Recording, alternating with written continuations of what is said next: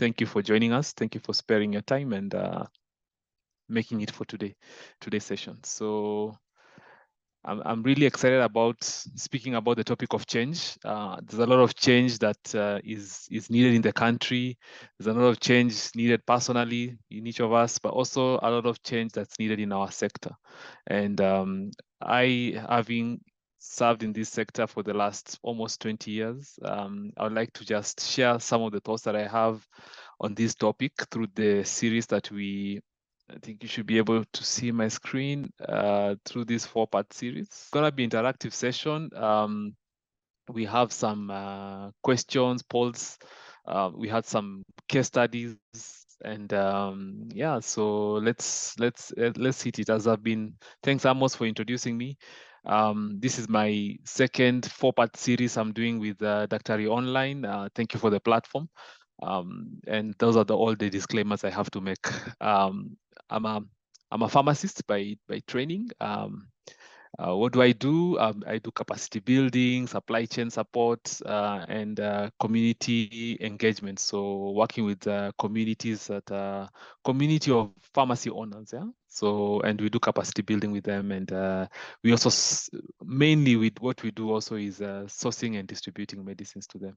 I do that through a company called Medkit Online, but most of you probably know me as the president of the Pharmaceutical Society of Kenya, where we champion for policy shaping, to advance our profession, advocate on different topical matters, and of course, member empowerment, my members being the pharmacists who practice in Kenya. So today we'll be talking about change. And as I talk about change, people always ask me, what do you do when you're not the president of the society? I run a company called Medkit. Medkit, we do capacity strengthening. We've helped a couple of pharmacy owners and also hospital owners do market feasibility and site selection. Some have been doing startups, and we partner with venture capitalist firms that look to help people who are starting up either an online kind of business or a physical business, and we help them with those tools. Those of you who know, I used to run a chain of pharmacy called Haltons, and through all those years of experience, we are able to share this with you who is passionate about making medicines accessible and maybe raising the bar. Supply chain and logistics. So we partner with pharmacies and we're able to source and distribute. Our niche is in last mile and just in time. So we do small deliveries, and we help you with your startup stock if you're a startup pharmacy. If you're an existing pharmacy, we just help with just supplying you just in time. We say usually we don't want to supply you 100% of your medicines. We just need to supply maybe 10 to 30%. Community engagement and access. So we have tools that we help, like community pharmacies. You don't have to have your own online pharmacy. You can use our template, and the client is yours, but just, we give you the tools, and we help you with those kind of things and branding tools. So we are on a 4-part series about embracing change, and I'll be sharing some of the strategies that we can be using to manage change. I'll also be learning from you, so through the different tools that we have of engaging. So the first session is happening today, understanding yourself and your change response. So change is a very broad, topic. You are talking about change in yourself personally, your organization. It could be undergoing change. It's shrinking or expanding. Your life. You used to be single. Now you are. You have a family. Now you have. Dependents. Now you have a business. All those things. So that's different changes. Yeah, happening. And as you keep moving, you need to respond. So, but before you respond to change, it's important to see what's the why of the change. Why now? Why is the change required now? So that's what we'll be looking at as well. We'll also be understanding your response and ways you manage change. Yeah, there are various ways under which people respond to change, and it will be good to just raise your awareness. And sometimes you respond to this kind of change in a certain way, in another, in a different way, in a different season, respond in a different way. Just like you've seen the president, respond to the change that's happening in the nation. There's a way he's responding. He responded initially, in the middle, he responded differently. Now Kenyans are still asking for more response that's different. So it's a cycle. It's just like the grief cycle, yeah. And once you are aware of those kind of things, you're able to know then how then do you respond. And of course, I'll introduce some of the changes through like a case study of some of the key changes that are happening in the pharmacy practice landscape. And we brainstorm, is this a good change? Is it a bad change? And what do you think about it? Where do you look at that? So next week, we'll look at the change landscape a bit deeper, because the example I'll give today is around from pharmacy practice from a patient perspective, patient facing. But remember, pharmacy is not just patient facing.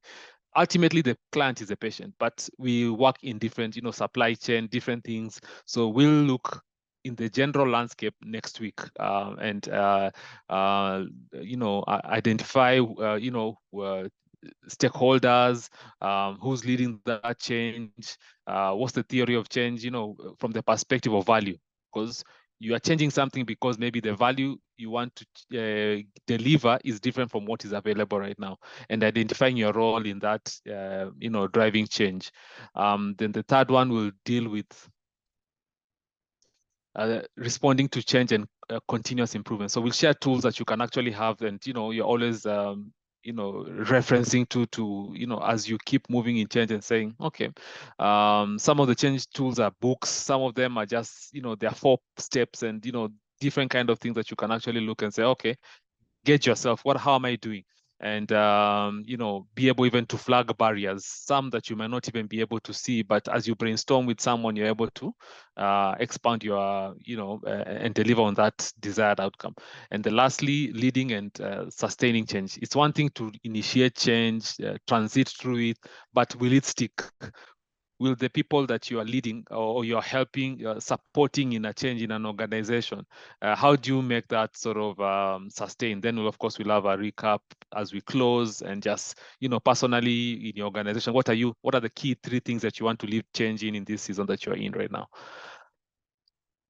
So the objective of today, just as I said earlier, we'll introduce the topic of change, why now, understand your response, gain an awareness on what's changes that are happening in the pharmacy patient-facing practice area, and then do some Q&As and close for the day. Yeah, so change, it's the constant, it's the everywhere, anywhere, constant. Yeah. We went for elections a few years back. Now we want change again. Yeah. You're handling patients. The organization comes and says, okay, we need more services. We've seen online insurance companies advertising, services. Are you able to offer services? You're there wondering, what does that mean? Some people might respond and say, oh, they're bid insecure. What training do I need? I don't have the money. Who will pay for that? So I like to hear from you. How is change impacting you personally, professionally? How are you initiating that change? Some of you, change is driving you. Once I was going through some coaching session, and you were told that God is the one who initiates change. We were minding our own business in the country. Then all of a sudden, Gen Z erupts. Yeah. So you can say, and they say they're leaderless, they're formless. So who is that who's driving that change? And the question then becomes, you who is in that change, how then do you respond? Yeah. Do you just say it doesn't involve me? Do you look ahead and see, okay, we need to be strategic about this? Where do we go? Or do you even see that, wow, this is going to affect business for the next who knows how long, until the president understands what the people need and things like that, yeah? Or the other way around, they feel satisfied with what the president is doing. So, or will you be going to meetings every Friday or Saturday, wherever you meet with your team, wherever you work, and saying, you know what, Mandamano, we didn't meet the target because of Mandamano. We did not achieve this because of Mandamano. I did not I had a goal to read the Bible for 1 year. I did not do it because of mandamano. It becomes just a content. Do you want to be that, or do you want to be able to drive that change and, respond to that? How are you helping others with the change? So around you, there is change happening. Yeah, there is change happening in the pharmacy sector. As we look down the line in some of the slides I have, how are you helping colleagues navigate that change? Yeah, or are you just you focus on yourself and you move on and you reach on the other side, just taking a walk. So I like for us to do a quick poll. Allow me to share a tool here on for those of you who know how to use Menti. I've posted a link there. You just go to the link and just start responding to that. So the question is, what is a single word that comes into your mind? Whenever I do this, question, we get different kinds of results. Let me just activate there. I don't know if you're able to see there you go.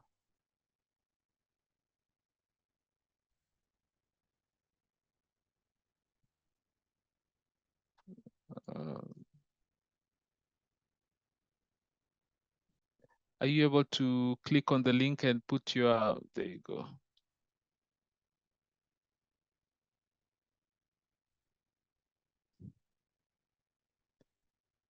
What is the single word that comes to mind when you hear the word change? So it's usually very interesting and exciting. Or you can even put on the chat. So the link is on the chat, or you can go to menti.com and use the code 7306468. Change is constant. Thanks, Dr. Tracy. Change, brand, Tony. You're saying brand? New, yeah. Disruption, there you go. Thanks for that. Change is a choice. Change can be managed. It's disrupting. Please keep them coming. Always interesting to see the different ways people experience this change issue. Yeah. Novel, transformation. Yeah. Different, to modify. There's a statement I usually like. You will only change when the pain of remaining the same is more than the pain of changing. Yeah. There's always some inertia. Someone comes to your practice space. Let's say you're in community pharmacy.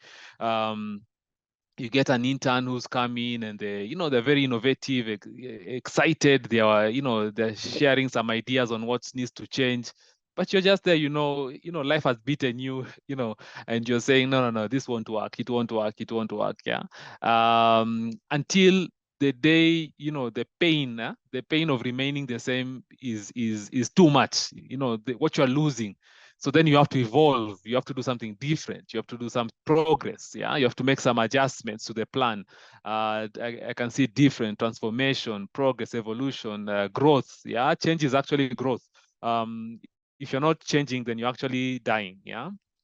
And it's important to always just be aware in whatever you're doing in every season. And if every 3 years no change is happening, something is wrong in your business. You have to shift some things, and that's really the essence of growth. And I like that change is a choice. Yeah, progress, transiting. Yeah, is there anything that really stands out that maybe we want to understand from the person who put it? And modify, changes uncomfortable. Yeah, changes uncomfortable, new brand. Tony, maybe you can put it on chat. What do you mean by brand there? I'd like to use that in my next presentation. Change brings progress. Yes, yeah. So I like that. Thanks. I'll stop that for now. We continue with our presentation. But before let me take a screenshot, then I'll actually, for those of you who would like to access it. Yeah. All right. So let's go back to our presentation. Sorry, were you seeing my screen when I was sounding the Let me just quickly show you what it was saying. Yeah, there. Are you able to see my screen? Maybe I was reading it by myself. So those are the different kind of things that people are saying. Yeah, resilience, progress, transformation, uncertainty, novel. Yeah. So thank you for that. It's, quite an interesting word cloud. 53 of you responded. Thank you. We're doing well. We're doing well. Yeah. So let me take you to the next. Yeah, so as you look at change and all this is happening, the way you're describing it, what does that, what are the principles of change? Yeah.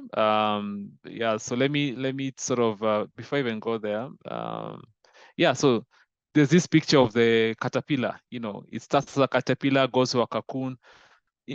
Imagine what will happen if you try to cut the caterpillar from inside here, because you are friends with the caterpillar, you liked how it looks, then all of a sudden it's inside this cocoon of it. So you go and cut it. What we know from legend is that in there, that that beating of the cocoon so that it can come out is how the butterfly transforms. It's part of that process. So imagine people are undergoing through change. You're figuring out to help them. Your children could be going through change. I have 3 children. I have a teenager.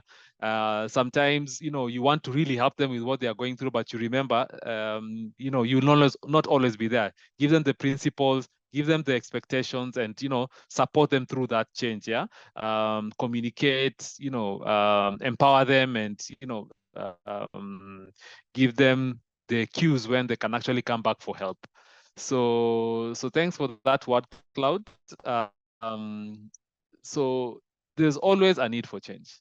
Before you do the change, you need to understand what is that. So there are 3 parts: the rationale of change. Yeah, what is the change that we want? Yeah, so we want to change the curricula for training pharmacists. Yeah, we want to change the curricula for training farm techs. Yeah, the question becomes, and why? Yeah, what is driving that? Or we've done a feasibility study in the market, and we're seeing that the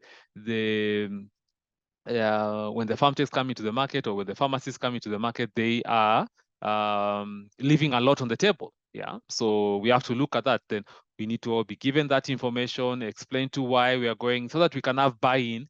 Then we can actually move on to the next. We can own that change. Yeah, it's not good when change is just driven by one leader. Yeah, what they say is it John Maxwell says, when you are leading people and you have not influenced them, you're actually out there taking a walk. Yeah, people are similar to, it's like you're given today the CS of health. You'll go there are people who work there, they'll just tell you, wanakujanga 2 years later wanaenda. Yeah, sisi tuko hapa. So you actually have to understand what's the why, give the buy-in, so that you can be able to recruit people. So I'll be speaking more to that a bit later. Case studies. You're not the first one to change. Yeah. Whatever you're going through, you are not going to be the first CS. Yeah, for health. So whatever you're going through, you need to go there and look at how have others handled it. What do I want to handle, and how have others handled it? Even just buy someone a cup of tea. You're going to set up a pharmacy in a certain area. Map out and see who are the other pharmacy owners there. Who are your colleagues who are there? Sit down, have them, buy them a cup of tea, and learn from them. Yeah, and be able then to just know what's going to be the right market entry, because you say, this year I have to start a pharmacy because I want to, to provide better for my family, or I want 10 years down the line, I have a business that is able to support me in a certain way. And of course, we all though have different ways of reacting to change. Yeah. I am very guilty of responding to all 4 of these. Yeah. I don't know about you. So, is there a current change situation, at work where you are, and how have you responded? Is there a change situation in the profession, and how have you responded? So some of you will see change. Some of us can relate. You are passive. You're in Yusu. When the Gen Zs came initially, what did the older generations do? They were even scared, because those of us, I'm from the millennial generation, we are used to, Museveni style kind of things. We saw Moi and the way he responded to change, and things like that. You don't want to be involved in that. But then as you see the courage of those who are there, and the articulation of the issues, you get the buy-in. and you're able to, move from there.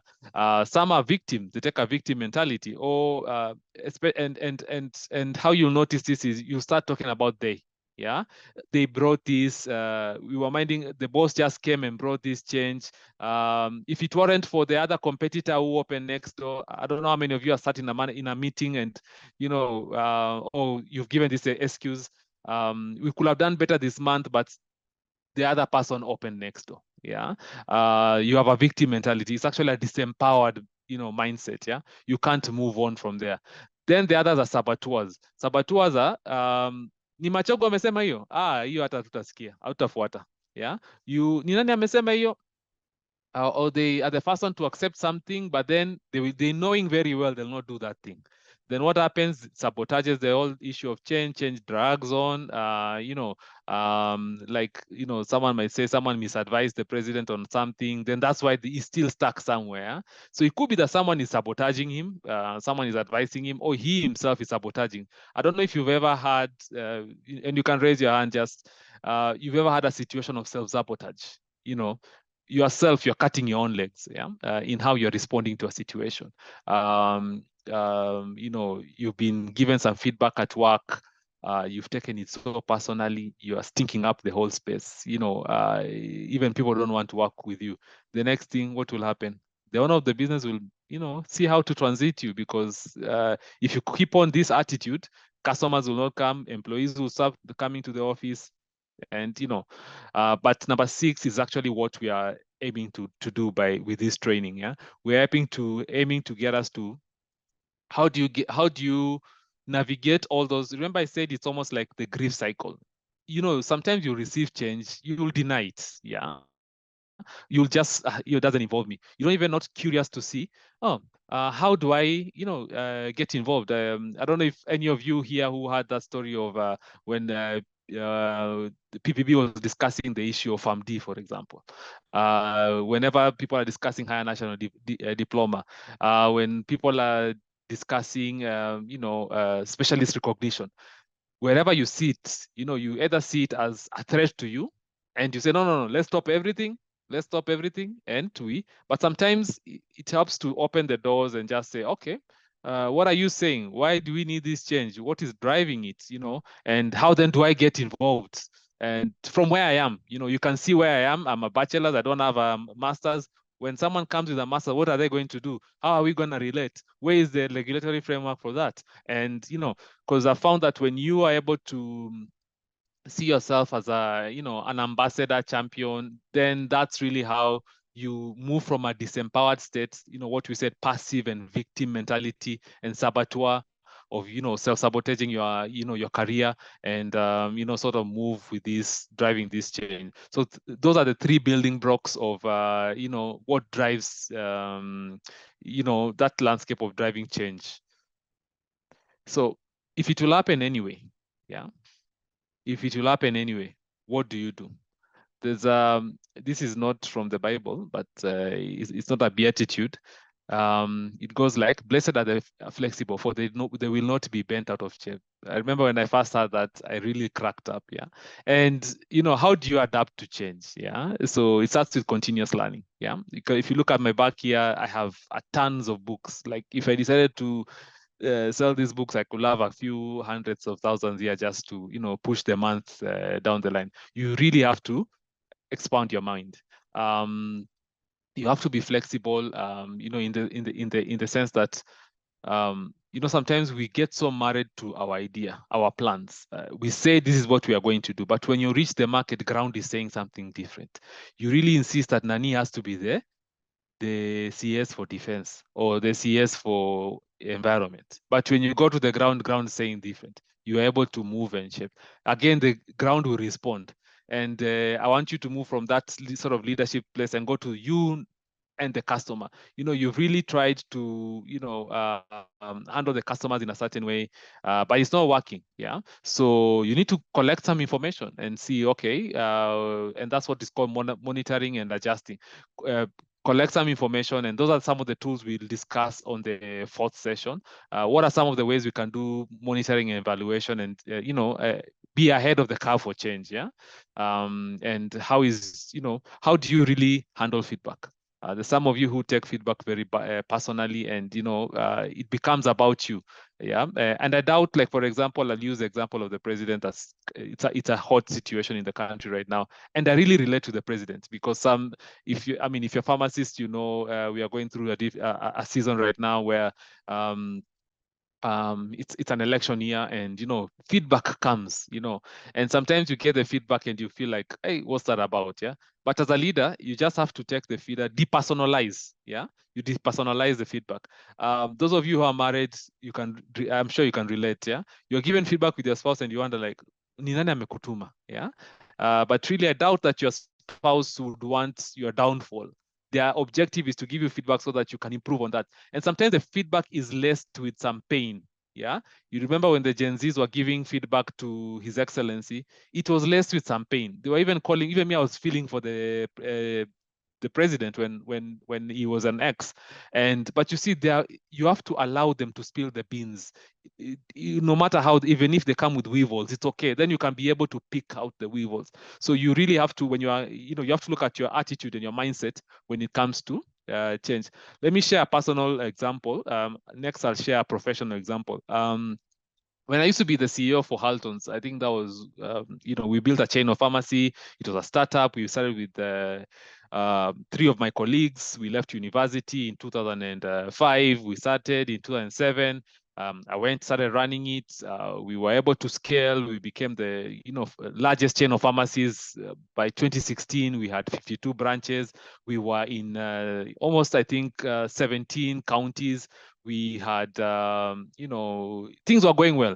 But then, according to me, things were going well. Then I remember in one board meeting, sitting down, and I don't know how it was said, but looking back, I can say this openly. But then it was really bad. I took it so personally. I was told that I don't know how to read financial books.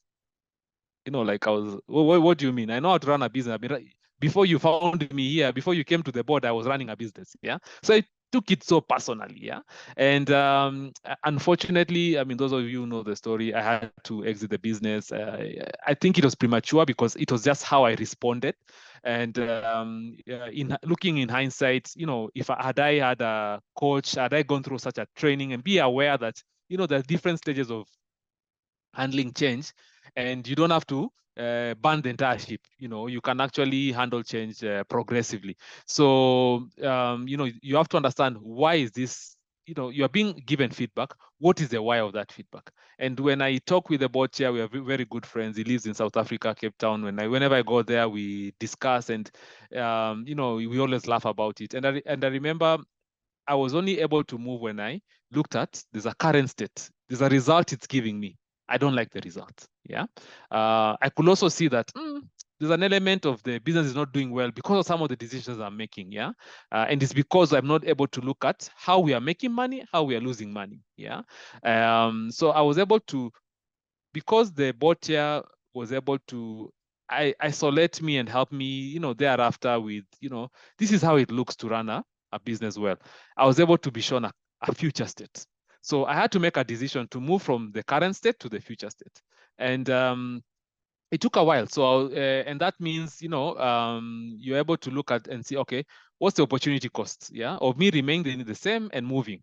So that means, okay, I have to recruit someone. So I had to recruit a mentor. I have to recruit companies. So that at that time, many companies were coming to invest in Kenya in health sector.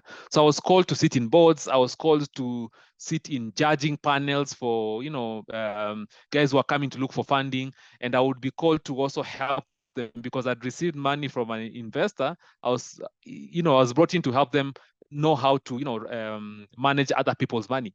And that whole experience, I was able to, be, and this is a situation of, you could be going through a similar thing, yeah? A personal situation of change. You can't handle change by yourself. You have to seek outside help, yeah? Because, you are being asked to change from somewhere, and your mind, your mind is here. You're being asked to get a mindset that is here. You have to get someone who is in that other mindset who you can see, and you're able to ask some questions. You know what? Whenever I hear this, I feel like ni kama natafutwa, until you're able to be explained. Oh, this is and this is just because you don't have some skills, yeah. So that you stop personalizing it and move yourself more, create a vision for yourself where I would like to be.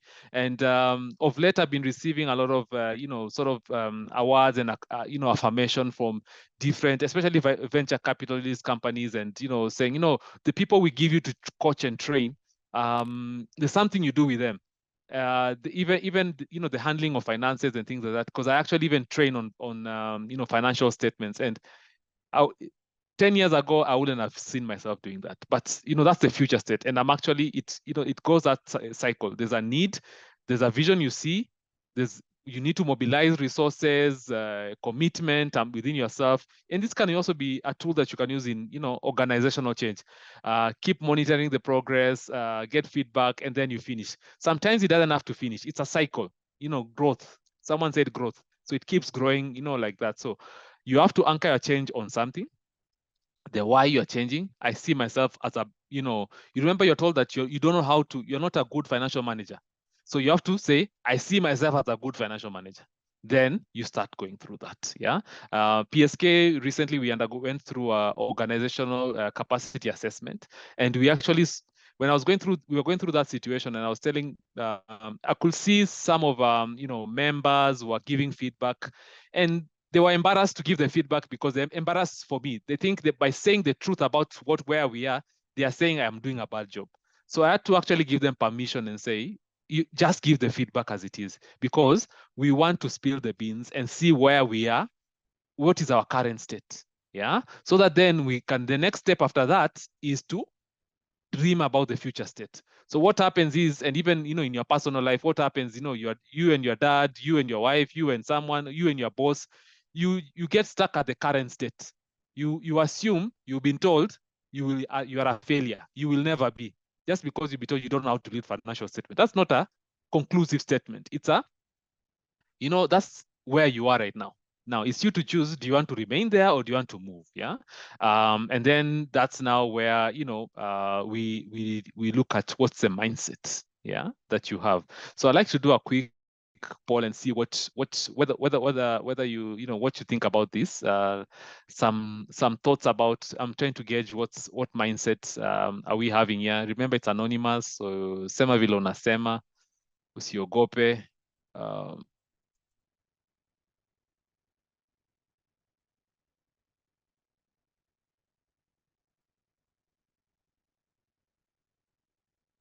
No, your answers are not to, we want to just see where you are right now.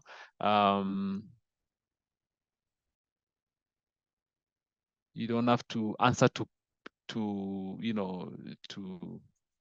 to make someone feel happy or something like that. So go to menti.com. Let me click on the link, post it for you on the chat. There you go. And the code is 7481077. So just go to the chat and check that code. So I would like to know, which of these do you agree with? You are born like this. You cannot, you can't get any smarter. Yeah. Some of you are God's gift to this world. You are the smartest. It can't get any better. Yeah. Or some of you think that, wow, there's some decisions I've been making and I keep, getting the same results. So you feel like I can't get any smarter. If it takes, some of you believe that if it takes long and a lot of work, it might mean that you have a weakness there and you weren't born for this. So either you strongly agree or you strongly disagree. Yeah. So as you click, the answers will come. Yeah. When a demand comes and brings things I've never done before, it's an opportunity to get more skills. Some of you believe that. Yeah. A setback in the face of change might imply limited abilities for what's coming. If others have succeeded or are succeeding during a change, it's a threat to me. Yeah. Strongly disagree, strongly agree.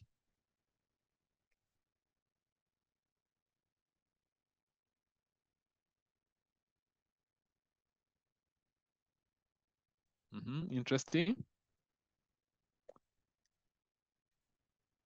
Initially, I've seen it to strongly agree. Yeah. You are born like this, you can't get any smarter.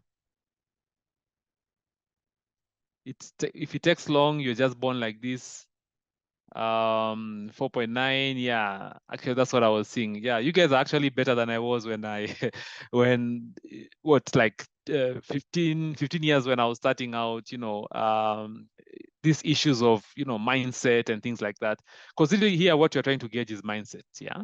And I'm seeing majority of you strongly agree that yes, when a demand comes and brings things I've never done before, it's an opportunity to get more skills. Yeah. Sometimes a change happens, you want to kill that change.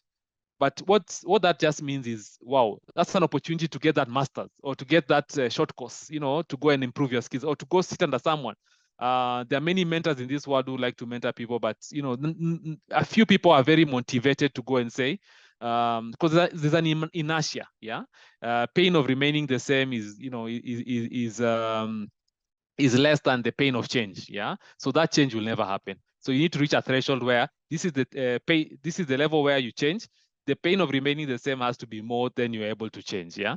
Yeah. So I really like that. So let me go to the next. Yeah. So what I'm really hearing, and what we're discussing here today is next is the issue of let me just project this, the issue of mindset. Yeah. And I'm sure you know this. Yeah. The fixed mindset on the left and the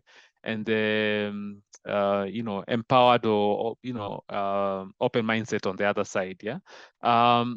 So we we're either of two selves, and this really, it's up to you to manage yourself. One of the best companies in this world in customer service is called Sandstorm. Sandstorm, yeah. They sell shoes in the US. I've been to the US a couple of times and I really like visiting them.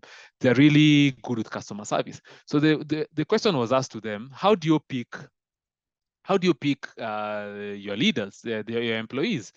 They said we pick for character. Those people who come here must come with an empowered character from home. Yeah. We can't teach that. Their parents are the ones who have to teach that. So that's actually developed and shaped at home. But where else is the next best place? It's actually you yourself. You can actually learn these things because you're not fixed. Yeah. So there's a fixed mindset and a growth mindset. So the fixed mindset on the next believes that I am who I am. This is how I am. I avoid challenges. Unapatianga kazi, inapema excuse here to you where I usually go for a meeting and one of the staff usually says this, you ask a question, they have the same answer for each of those. I had to actually call them out and realize, by the way, you actually, every time this question is asked, by even different people in the team, you always have the same answer. So it's either you're stuck somewhere, how can we help you get answer? Have you even thought about that? It just comes naturally to you. It's like no one is trying to attack you, but that answer always just comes up. Yeah. And so everyone starts now to work around you. When you find yourself working around you, it's because you have a fixed mindset. So you need people to, it's like you come home, children are walking around eggshells, hawataki kusumbua dadia mamami, because ako vile ako, yeah. Yeah, so you think that effort equals weakness, so you can't afford to initiate something because you feel like, hey, I'll not be enough. I'll not be able to reach the threshold. And then, and if you get a setback, it means you have a limited abilities. No, it just means that, yes, I am limited, yes, but I can grow. Yeah. And when others succeed, you actually see them as threats. Yeah. And unawakanyagia growth yao. There are some organizations that, the culture is so toxic that the owners don't know it, but the middle-level managers and the people down here, especially growing SMEs, yeah, you find that there's a culture here, people are kissing up and kicking down. So you never get people growing upwards, yeah, from the grassroots. And when you find that you're training people and they're all leaving, you're actually losing out on your, you're wasting money as an organization. The other mindset, the growth mindset, is your IQ grows with dedication, effort, learning. You're about to enter the season of Olympics. These guys, when they're delivering, it's because they made a goal, they received some feedback, made some changes. I will eat less of sugar. I will train more of this. I will do more of that. I'll hire a personal trainer. And they're able to navigate that change. Yeah? So it's a continuous flux of dedication, effort. And you see challenges as learning and growth opportunities. Like you have said, effort is essential to growth. Like no pain, no gain. Yeah. And I don't mean pain, no gain, like being monolized. You must do what we did when we were monos. No. I just mean that, yes, there's a price to pay. You have to wake up early. You have to plan. I remember those days of running the business, and I was given the feedback that I didn't have good acumen on financials. I used to feel so anxious when I look at the financial statement because I cannot understand. The thing is, I could as well as be reading French. Yeah, I was totally not understanding anything. Yeah, but when the feedback was given to me, I took it so personally, as if what other what other feedback was I going to expect? Sometimes you wonder, should you have people who are just yes men around you? And by the way, if you have that kind of mid-level managers or people around you who are just like that, just giving you yes men, no, you're gonna crash. Yeah, so better change now, receive that feedback and make some changes, painful as they may be, but you know what? The business will continue growing down the line. Yeah, and feedback is not criticism. Yeah, and that's some of the things that have really made even what we've been doing at PSK. The organization is really growing, being able to attract a high caliber of leaders and things like that. It's just because you accept that atmosphere of change. Yeah, and it's sort of people are able to see how do they value add and bring value to their business. So I have a case study. This is a real story. So I picked this table from one of the MTM textbooks. How many of you have heard of MTM? So I want to talk about change from the patient-facing perspective. I said next week we'll be talking about the landscape of pharmacy and the different areas. The patient is in the middle, but the different areas where we apply ourselves and how change drives in. But today I just want to use an example around bringing personal awareness with this particular case study. So I joined university in 2001, and I had a classmate, and unfortunately, they were unable to pay school fees because that time parallel school fees for pharmacy degree was 500,000 per term, per year, I think. Yeah, and no, I think it was per quarter? I can't remember. Yeah, but it was too much for them. So, and they're so passionate about pharmacy. I remember. Yeah. So what happened? They dropped out. Yeah, but the next thing they did is they went and looked at the next intake at KMTC. So I went to University of Nairobi. So I went to KMTC and they actually got onboarded into the diploma program. So they finished the diploma program, finished. But I remember feeling, when you meet with them and they feel disillusioned, yeah, because now they have a diploma. They know, okay, but when you come into the practice space, both the pharmacy and diploma are doing the same thing. So I remember her feeling just, there's something wrong off about this. I'm being asked to do this just because the owner of the business says you must do it because you have a license, yeah, and the license of pharmacist is equal to a pharm tech, yeah. So they were feeling uneasy about that. So what happened? They got a scholarship. They went to the US, yeah. So I remember they are the ones who sent me this material around MTM in the early 2000s, late 2000s, look at 2009, 12 thereabout, yeah. When they went there, they got of course, they started from the ground because the diploma is not recognized there. So they started from down, and even if they were left here with a B farm, I think they still would have had to go through some trainings on the other side. So they started and went and did actually a farm D. And they did a farm D, is very clinical, very passionate. She's enjoying her work and things like that. A few years down the line, she gets an opportunity to go and work in Spain. So the PharmD in the US is interchangeable. So she's able to move to Spain. But then she was so passionate about coming into Kenya. When she came into Kenya, because she wants to these things about I want to see my patients. I give them a medication review. I make an implementation plan. Communicate with them, give them a personal medication record, medication related action plan, documentation and follow up. But the market has no value for it. Yeah, you do all these nice things, but the patient tells you, nenda pale nyuma, I'll get it cheaper. Nenda pale atanipea bila. Nenda pale, all these things you're saying, the next thing you see, the patient comes back to you as complicated.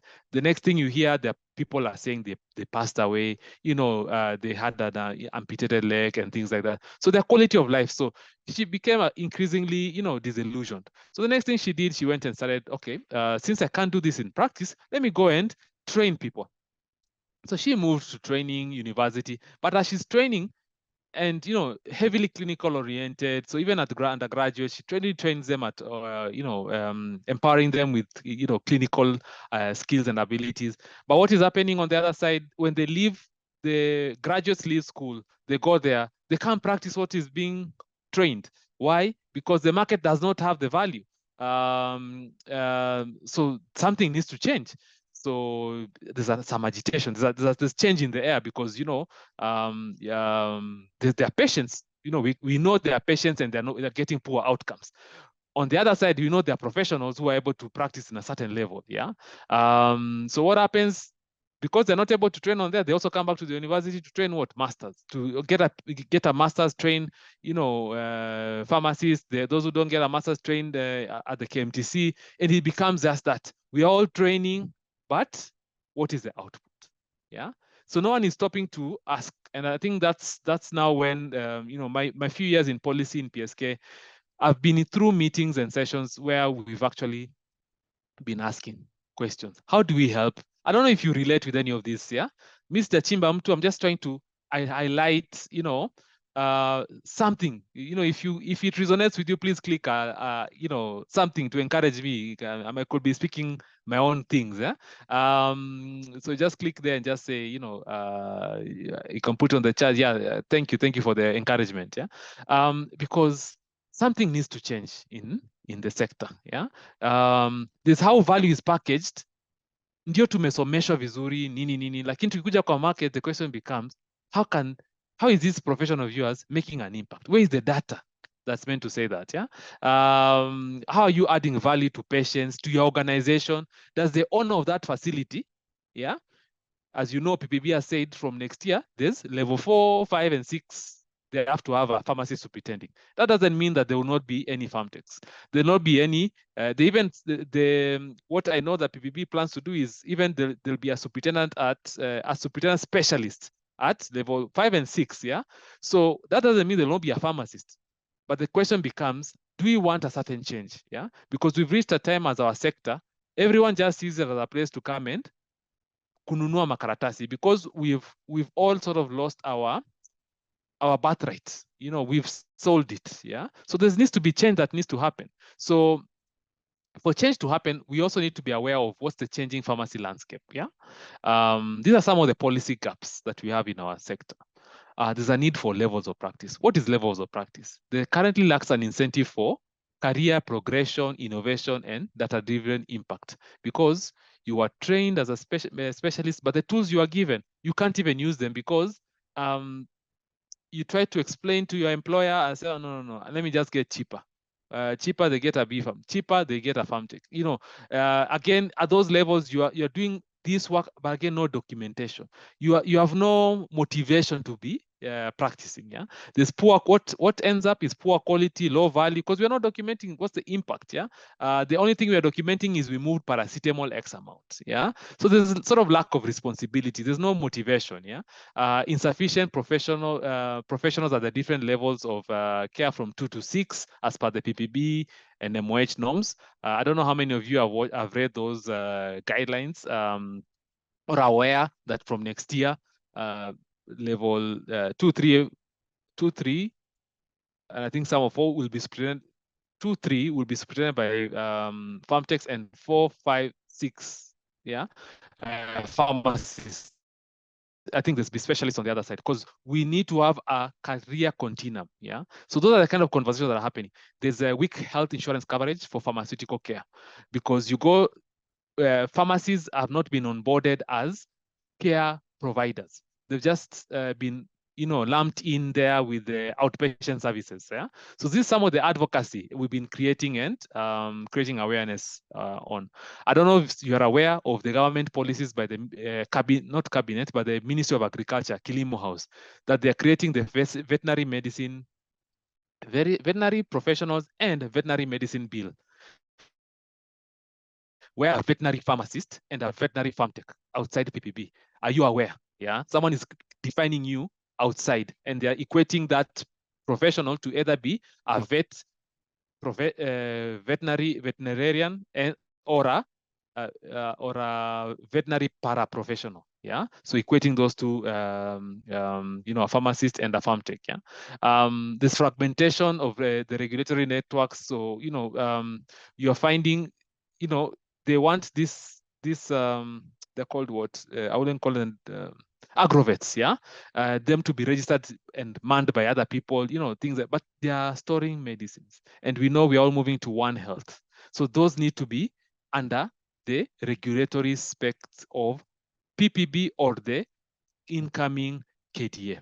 There's a dependence on, of course, imported HPTs. How are you involved in that? Yeah. In parliaments, there's legislation that has, KDA is currently there without MOH input, professionalism. So what happens? Those who are against, those who are for, or someone goes and just say, mimi nataka tu kuangalia, KPA went and just wanted to just deal with its own small piece, PSK, deal with this other piece. But, are we working together to ensure that this whole thing moves together, yeah? We have PPP there, we have MOH, there's a practice bill that's required to KDA handles the product, practice bill handles the practice, yeah? The practice of a pharmacist and the practice of a pharmaceutical technologies. There's changes in KEMSA, and I hope when whoever will be nominated as the KEMSA CEO, if they are not a pharmacist, I hope each of you will go like the way the Gen Zs have done and just, unload a dossier. You just go click on, those various places where you can actually advocate, use KPA, use PSK, and actually demand that needs to be someone with the technical knowledge of, the way meds is run, yeah? Because we are not fools. We know what needs to be done. Again, those are you need to be aware of the changing pharmacy landscape. We'll discuss more of this in next week. So left is where we are right now. So we are in a lot of chaos. Yeah. I don't know if you relate with where we are right now. Yeah. We are 5,000 pharmacists on this side and farm techs on this side. All of them are in the same entry level. So why should I go to school and become a pharmacist? Yeah. Just from that point of, we are all, there's no continuum. We are all just there. Then all of us move to one chief pharmacist. Yeah. That leads to chaos. The sector is looking like this. Illegal pharmacies, because people have given licenses to people who didn't renew next year. Yeah, so that becomes a quack, because anaendelea tu kuuza na ile license ya the other time, because now there's an absentee superintendent. Someone bought that license, it's no longer there. Who's suffering? The patients. Yeah. So you need to ask yourself, what's the status of the pharmacy job market? You are finding a lot of unemployment, underemployment. You went to school, you have your diploma, you went to school, you have your degree, you went to school, you have your master's, you also have your PharmD. You have no, because the market cannot see your value. And we'll discuss some of this. How do you package that value proposition next week? Yeah. I think the other week. Yeah. So it's leading to death for patients, high cost of care, poor accountability, poor value to the patient, and unemployment, unfulfilled careers. Actually, if I ran a poll, whenever I'm talking to pharmacists and pharmaceutical technologists, because I interact with them a lot, there's always the question of career development. Yeah. Some of them even actually, farm techs go and do master degrees in other fields, not even pharmacy. But that's really sad, because this sector of ours can actually, given the work PPP has been doing with the different stakeholders around the good pharmacy practice guidelines. I don't know how many of you have seen the good pharmacy practice guidelines. The scheduling of the head products and technologies, costing of the pharmacy benefit packages with the SHA shift, the emergency fund and the chronic care fund, so that we can have pharmacy services that are reimbursable. You have a farm tech reimbursed for certain service, or a pharmacist for a certain service, and then you have a specialist.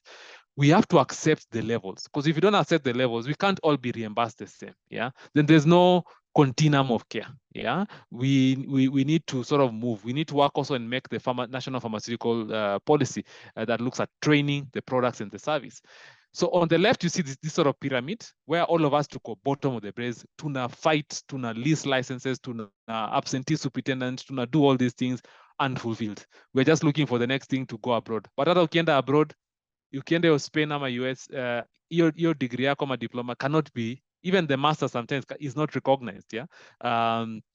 You have to start at a certain level. Yeah. So the question then becomes, because you are here with a diploma and you're practicing as a pharmacist. So what is prevent? You know, you are at this level practicing as a specialist.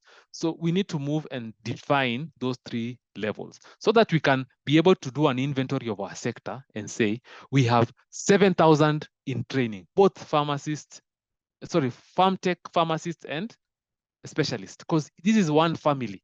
Then we have 1,500 interns every year. Yeah, we have 15,000 farm techs. We have 10,000 pharmacists. Yeah, then we have specialists, and we all, you know, this elevates the ni kama maji kwa ocean. It's the tide is rising because inabeba kila mtu. Yeah, we reach maturity level 3. We're able to attract investment, innovate. We say their pharmacists have to be here, farm techs have to be here because we are the engine is moving, you know, career development, inter-cadre collaboration.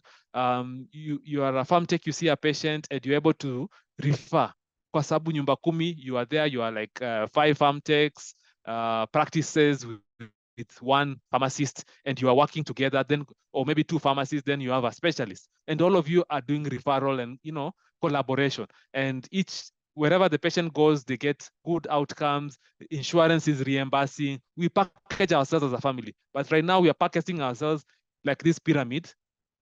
Who's benefiting? The people who are coming to start chains of pharmacies, under hiring and just, you know, things like that. So it's not a value-based care. So we need to move to a value-based care, increasing, make ourselves competitive to start manufacturing more, specializing in that. We'll talk about next week.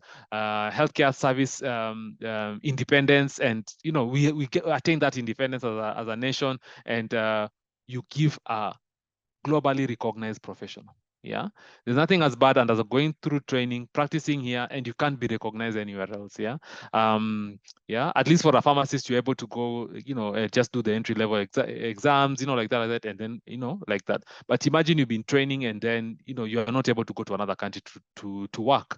It's actually quite. Even your parents will wonder, which profession is this that you went to? So let me just do a small interlude there. And ask you, how many of you are aware of the practice guidelines that I want to just copy paste something here on the chat? Give me a moment. How many of you are aware of the GPP guidelines?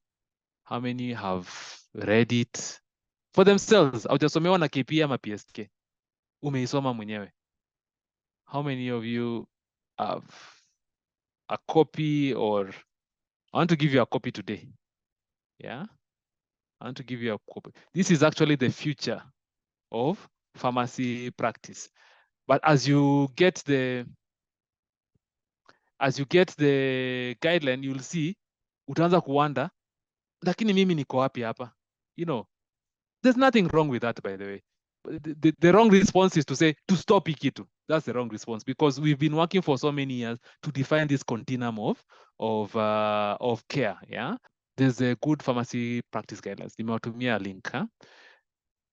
In those guidelines, there's a page. You see these 2 columns on the right there. There's a one for categorization of the standards of pharmacy facilities. So PPB has worked with the sector and categorized facilities as follows. So different health facilities, community health facilities, level 1, 2, 3, 4, 5, 6. Level 1, community health services. Who is there? Minimum qualification, a pharmtech. Dispensary, minimum qualification, a pharmtech. Health center, minimum qualification, a pharmacist. And here we mean the minimum superintendent, because there should be other people also. Yeah, because remember, not one person can work. You want to move to from the season of you're in a pharmacy, and your support staff are who? Cleaners. We need to move away from that. Yeah, that cannot work. That is what has led to this. Yeah, chaos, death of our people. We need to get this continuum of care. We want to hear this country has 15,000 farm techs. It has 10,000. It has 10,000 pharmacists, 3,000 specialists, 1,500 interns every year. In training every year, there are 7,000 people. This is what we want to take stock of our home and say, yeah, we have categorizing of the community pharmacy premises. So you're running a community pharmacy there. It's either 2A, a dispensing pharmacy by a farm tech, 2B, dispensing pharmacy, a board certified pharmaceutical technology. So that maybe has done a higher national diploma. Yeah. Level 3 is a pharmaceutical care center by a pharmacist. And then level 4 is a specialty pharmaceutical care center by a pharmacist specialist. Mtu amefanya masters na PharmD 7 years huko abroad or something like that. Yeah. Now, we have to have these discussions as colleagues, yeah, because this is how we take our profession forward. Yeah. Do we want to remain on the left or do you want to remain on the right? This is the change that needs to happen. Yeah, I see so much hope because I've met with many of us who are unemployed, disillusioned, trying to move out of this country. But we are saying what? We have 54 million Kenyans. We have in the region 100 million East African Federation people. Kwanzia Atlantic Ocean mpaka Indian Ocean. Yeah, tunaenda wapi?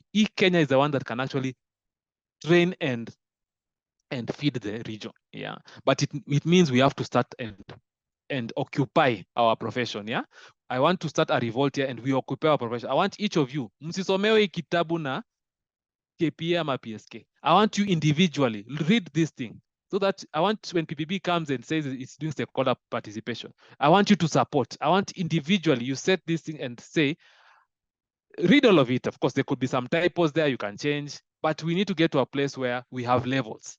And in those levels, it's clear to me, how do I upgrade to a specialist? How do I upgrade from a pharmacist, from a farm tech to a pharmacist? You're running a wholesale, there'll be a warehousing wholesale, there'll be warehousing and distribution, and there'll be a LTR and a manufacturing again, so that we can differentiate, yeah, the different levels, so that we can be able to attract these numbers in our sector.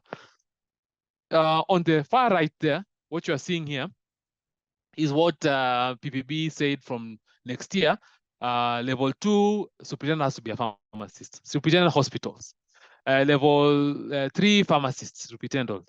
Level 4, 1 pharmacist, specialist superintendent. Level 5, specialist, and level 6, specialist. Yeah. But then inside the staff composition is there, you can see. Yeah. Pharmacists, at least they should have those numbers. Farm techs, they should have those numbers. And specialists, yeah, they should have those numbers. We need to get to a place where we are like lawyers, yeah, and we have our stratification moving from, I know there's been rumors that the healthcare sector, sort of the profession in the healthcare sector, want to be lumped into one umbrella group. I don't know where you stand on that, but me, I want the pharmacy sector to be lumped into one group where we have our interns, we have our in training, we have our interns, we have our farm techs, we have our pharmacists, we have our specialists, all working in one continuum of care. Yeah, and we can all see how we are motivated to grow up, on that nini.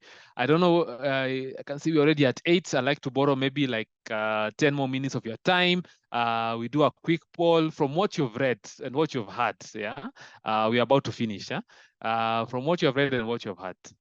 Hii kitu ya GPPG guidelines, yeah, the vision at least of what it wants. Remember, the vision is what taking us from left to right, vile unaona, because I want to know, and usi vote kwa kuniambia tu. I want to know where are we, so that what we can do is then we know then, oh, how then do we, because we know then the amount of work that is there, and then we can keep improving and engaging people there, the way we're engaging right now, because we have to drive this change in our sector. Yeah, we have to say tumechoka na vile situation iko at the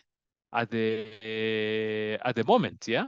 And this is what we want to see for our sector. So let's do this one last Menti poll.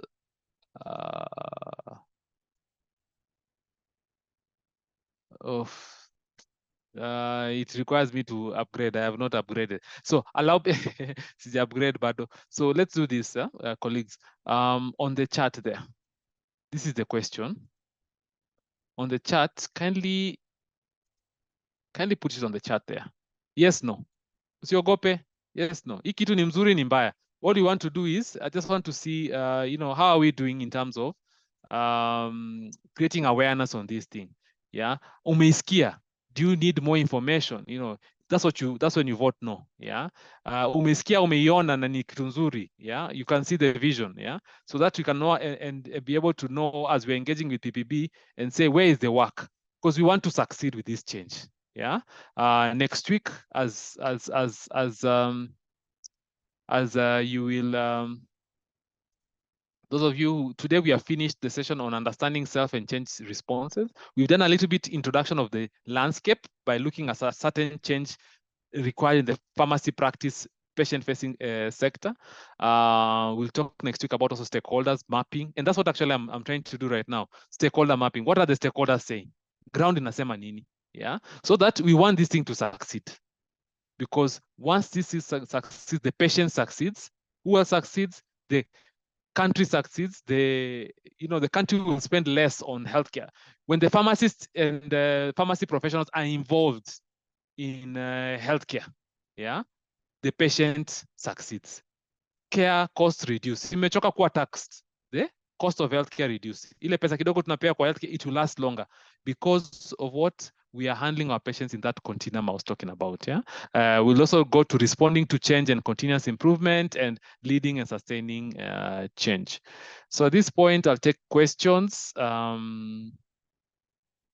Thanks, Juma. Yes, with amendment. Amina, yes. Yeah, Peter, yes. So these are the kind of things we need to create co-ambassadors. Nimekupatia hiyo GPP guidelines. Ukiona mtu anaongea juu yake, take screenshots, go to those pages. Search those pages. You'll find what you're talking about. So please just copy this, put it in your WhatsApp, send it to yourself so that you can be able to have it and quickly access it. I'm cognizant that this journey has taken.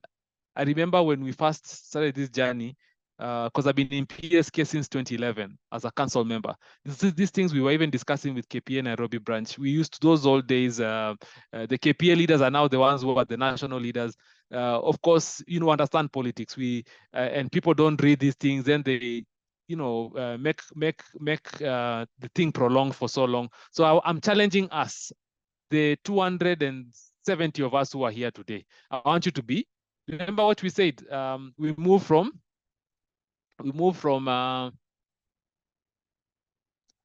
from passive victim. Let's move from there. Yeah. We become this catalyst. We are 250 of us here. We can influence 10,000 of us. Yeah. How do we do that? 5 people. Please send this information. Yeah. I think next week or 2 weeks from now, there will be the HOPAC. Yeah. Go discuss it there. Yeah. How are we, we want to create this continuum of care. Yeah. And I hope to be able to be invited at HOPAC. I can make this presentation as well there. But we really need to drive this change ourselves. Tusingoje kupangwa. Because I remember the deputy president came to Mombasa at our PSK conference and said, by the way, musipojipanga, mtapata vile mtapangwa. So questions. Some of the farm techs here fear about the rumors that PPP and PSK may scrap diploma in pharmacy basing drafts in introduced. So question is true. Yeah, there's a question about scrapping of diploma training. I think it's in the PPB's strategic plan. Yeah, phasing out of the curriculum for diploma. And I'd like for us to look at this slide as I answer that question. Again, those are, and change when someone suggests something, it's good to go and ask, okay, what is the why of this? Yeah, the why they were trying to solve that is what you're seeing on the left here. Yeah, the pharmacist and pharmtech are the same. So there's no levels of practice. But what we are moving towards this level of practice, then you don't need to do that. Yeah, because you have the different levels of practice. And so long as, of course, if you're a pharmtech and you've trained as a farm tech and register as a farm tech in Kenya, I don't think you can go become a farm tech again in abroad if you want to go abroad. But if you're practicing just in Kenya, I don't know about the region because it may be challenged to intermove there. But what you are saying is create a continuum of care here so that we can have farm techs being able to upgrade to pharmacists. Create a level of practice so that kuna level of pharmacists, farm tech being reimbursed for that. There's a level of pharmacists reimbursed for services and a specialist. Once we create that, then what we will do is we'll be able to open the all East Africa market to ourselves. We'll be able to open, the global market. If you have a pharmacist who wants to go practice outside there, a farm tech wants to go practice out there, they can upgrade here and go to the next place. So I say yes, at some point that was it's actually there in the strategic plan, but I would say some of what it was trying to cure. Remember we talked about the what and why. The what is to phase out, but the why is to introduce levels of practice. But we are saying already the levels of practice are here. So those are some of the things that then we need to interrogate and then bring to board so that we can actually create spaces for ourselves. And you'll find that majority of these pharmacists who we'll be creating some of them will be coming in training from out there, but some of them will be coming from farm techs who are upgrading. Yeah. Another question, please. This is already answered. I answered live. Is there another question? Let me see on the chat. Amos, I don't know if someone said audio is lost. Mnanisikia? Naweza fanya thumbs up kama mnanisikia. Amos, is there another question? We're having Q&As here. Oh yeah. Anonymous, how is BBB responding to Quack Menace? For sure, Quack Menace is for me one of the things that you remember when I said when the pain of remaining the same is more than the change, the pain of the change, we have to change. Kitu inaitwa quacks. Yeah. I remember once I was going to speak at a KEMSA stakeholder workshop. So I spoke. After I was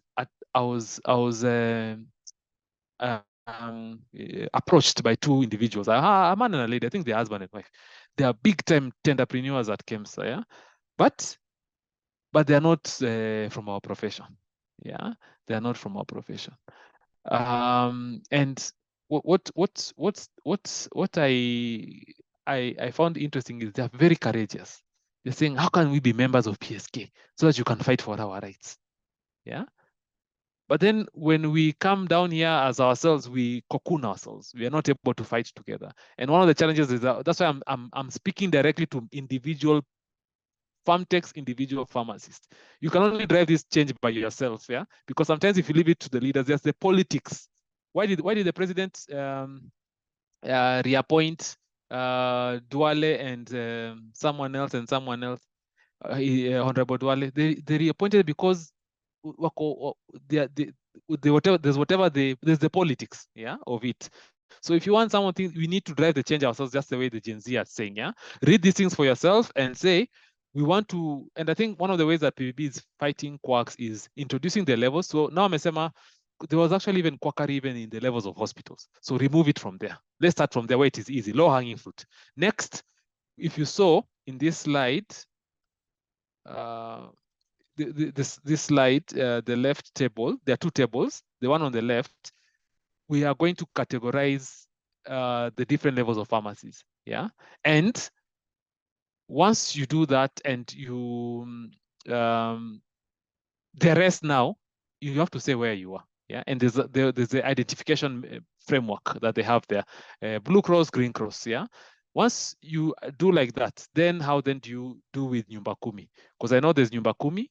Nyumba Kumi means the 10 of you pharmacies around each other. Mutuambie, who is there? Is the person inside of you there a pharmacist or a farm tech, or who are they? Yeah, and that's how we eliminate quacks. So I think it's just a work in progress. The CEO is working there with his team there, but I think what they're doing is they're working from one block at a time. And one of the things that we need to do is finish with this GPPG, good pharmacy practice guidelines. If I don't know if Nezawambia here, but I think you've said for long. I can give you this secret. One of the ways of killing quacks is once you do the levels of practice, and we start next year. we don't know if whether shift will come. Me personally, I don't like shift because inatukata pesa. But pesa mingi alafu tunajua itakuliwa. But once shift comes, let's say it's coming, shift will only shake hands with registered pharmacies according to the levels. You understand? So if you have a pharmacy in Kitengela, ya kwakna professional, ya kwak itakufa kwa sababu reimburse will not be through there. Yeah, that's the secret. That's why we are saying, let's fast track these GPP guidelines. Let's tuzisome, fast track. Yeah, so that as shift is coming, isitupate sekta yetu peke yake ndo haina levels of practice. Wengine washajipanga levels of practice, wako na specialist nini, sisi hatuna. Yeah, I hope everyone understands Swahili. Sometimes I go off tangent like that. Number two, why do universities in Kenya not recognize diplomas from KMTC? So that I stand to be corrected, but they do. And I think in the upgrading framework, I think it even buys you some units. Huh? You are able to come in and not able to do all the other units. I would say talk to people like Dr. Mungoma and people like that at MKU. Who's the practice doctor? If you just reach out. My phone number is here. Just reach out. I'll be able to give you that information. My number will be on the next slide. What will happen to the farmtechs who are not eligible to upgrade due to their financial challenges? And that's true. So, and that's why, remember, we are saying maybe it is not right for us to start by phasing out diploma training. Sindio, what do? Let's establish levels of practice. Clear. Level 1, farmtech. Level 2, pharmacist. Level 3, specialist. Now, Kirui, when you are a farmtech, yeah, and you are saying for rightly, but even there are pharmacists who are not able to upgrade, yeah, to specialist. But now you are getting reimbursed for your level of service. Surely you should be able to afford, because now we have said the sector will be clean. It will be these people who are in practice. Yeah, sector saizi haiko clean kwa sababu quacks wanauza na wanauza sana kukuliko. Yeah, so how do we move there? We move there by jumping there and creating these levels. So the levels is a must. If you want to go have good financial future, we have to, because you love the patient. Can you go practice with the patient at your level, refer, collaborate, refer backwards, and so on and so forth. Badala kupea kazi community health workers, uifanye hiyo kazi as by stratification. This means at some point, all farmtechs won't be available totally. That's not true. If you are going to abolish diploma, then they will not be available for sure. But here we are saying there'll be farmtechs, yeah, because they are practicing according to their level, and they are getting reimbursed according to their level. Then there'll be pharmacists reimbursed according to their level, and there'll be specialists according to their level. So each of us will be able to upgrade. And mi mwenyewe nikiwa hapa, I am pharmacist. I have to upgrade to specialist. Nasema hiki nikijua kwamba even me I have to go and upgrade if I want to practice in this level. Yeah. But the thing is, we're saying we want to move from the left chaos to where there's no career development, because there's no, all of us just want to remain at the entry level because hakuna incentive of increasing. And who suffers is the patient. Who suffers is the nation because it pays so much. Who suffers is us who get taxed more. So how can we help? Because healthcare is a social service. Yeah. Let's organize our home, occupy it, so that people know kuna watu hapa, and this is the way. Another question, what is the rationalization of farmtechs cannot superintend at level 2 and 3? Yeah, so I think it's just a matter of the numbers, and you know, and these are some of the questions, like I was saying, these things can be, sinakumbuka Duale alikuwa environment, saizi yeye yuko alikuwa defense, saizi yuko environment. Yeah, if you look at this, there's level 2, 3, 4, 5, 6. There is superintendent, and there is pharmaceutical technologist. So things of course will happen by phasing. So right now they've said 4, 5, and 6 has to be pharmacist. For sure, I know going into the next year, it will be PharmTech 2 and 3. Yeah. As we train more like that, you'll find that there are more PharmTechs who want to practice at level 4 because they want to get some challenge. So they'll just go work at level 4. Then we have the few who are comfortable at level 2. I used to work in Samburu. I used to work with you know, a pharmacist there, a pharmtech there called Mike Nkemai, and he would, but then he would like to be at the community level. Yeah. Another one would like to practice at another level. Yeah. Because maybe they want to do a higher national diploma in anesthesia or something like that, if it's there. And what will happen there, they will go and work at critical care with a critical care specialist pharmacist. Na mufanye kazi pamoja. Sio tu kwenda pale unasema mimi sasa ndio ule pharmacist. No, no, no. It has to be levels of practice. As you get reimbursed over time, you have enough money to go back to school, upgrade to a pharmacist, to upgrade to a specialist, and so on and so forth. Yeah, we have to make order in our home. Yeah. So that's how it will work. Anonymous. What's the rationale of farm text cannot be superintendent that? So we start somewhere, but I know it has started the other way. It has been said that 4, 5, and 6 has to be a pharmacy superintendent. And as we go, it will be level 5 will have to be a superintendent, a specialist, or 6. Yeah, and so on. As the numbers keep improving, we are the ones to improve the numbers. There'll be farm techs who are upgrading, there'll be a pharmacy who are upgrading, there'll be farm techs who are remaining the way they are, but working at different levels and have done higher national diploma and so on and so forth. Another anonymous, I think this will be unfair to farm techs since Kenya. There's no levels, no one. Oh, yeah, for sure. It's even unfair to pharmacists. It's unfair to anyone. It's unfair even to the patient, because the patient is unable to get that level of care that we actually, the desire from. You remember this level of care we are saying here? They are unable to get this level of care. Yeah. Patients are unable to get a personal medication record, medication reconciliation plan, all those things. They're unable to get these things. We are saying, can we over time, and no one is going to upgrade at once. Yeah. Over time. Yeah. Can we get shift reimbursing farm techs at a certain level, pharmacists at a certain level, and farm techs at specialist pharmacists on the other level, so that we can all pull this sector, so that new people come in, others move out, and they'll be able to be reimbursement and you're able to, you don't even need to work in a chain of pharmacy. You work in one place, do maybe 1 or 2 locums here and there, and you'll be able to sustain your family and your career from one practice area. Yeah. So the GPP guidelines, how practical is it to upgrade? Because since we only have less than 5,000 pharmacists, so, and that's why upgrading is important, because how do you create a pharmacist? You create a pharmacist from a undergraduate, someone coming from high school, coming to the university, or a farm tech upgrading. That's how you create pharmacists. That's how these numbers will, remember, change. You have to move change from where are we right now? Yeah.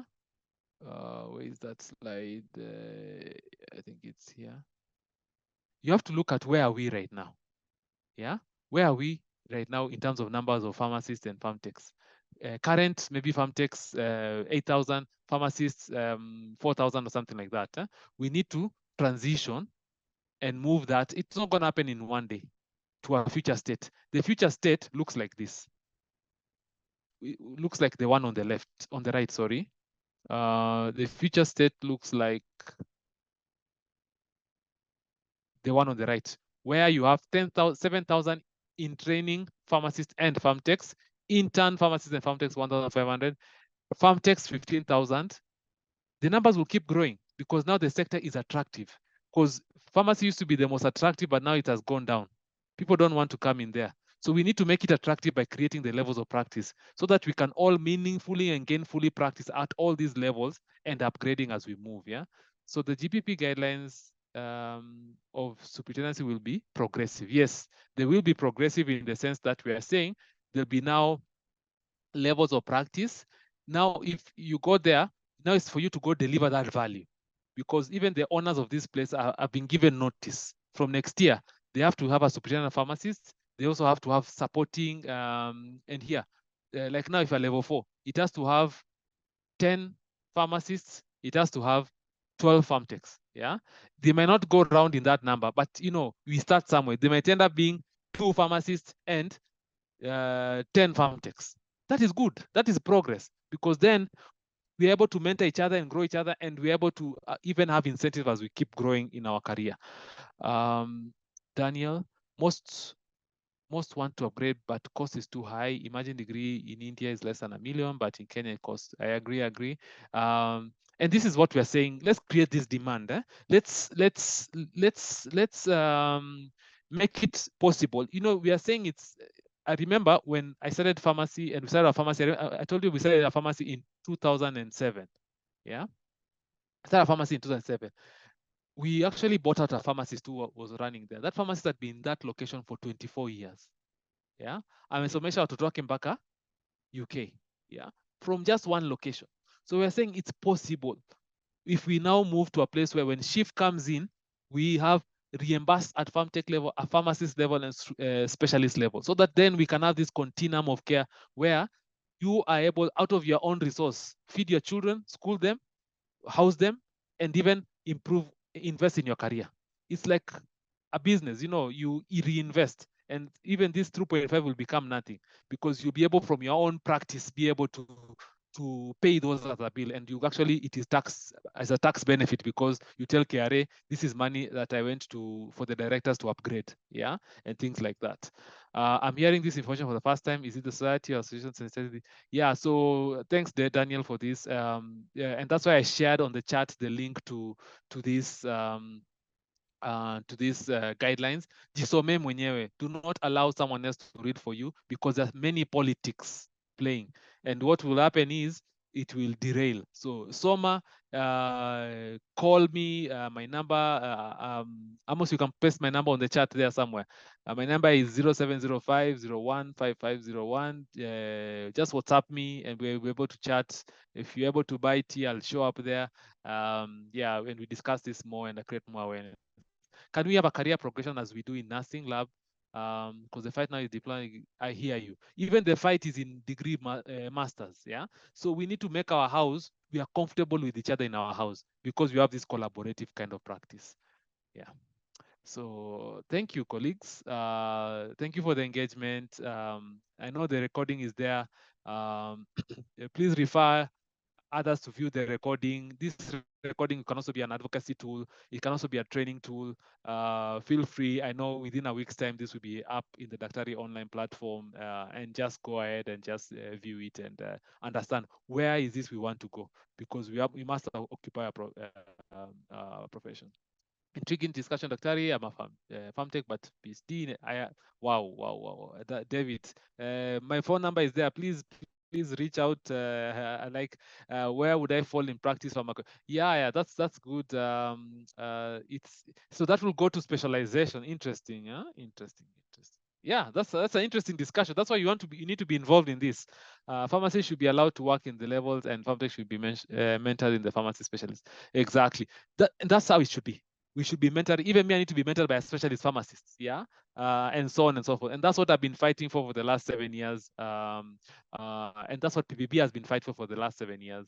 How then do we move ourselves to a place where we have levels of practice? Let's not take it personally. It's change that will be good for us where we are going, not where we are. Yeah, where we are already tuko na makeos na nini. We want to go to a place that looks different than where we are.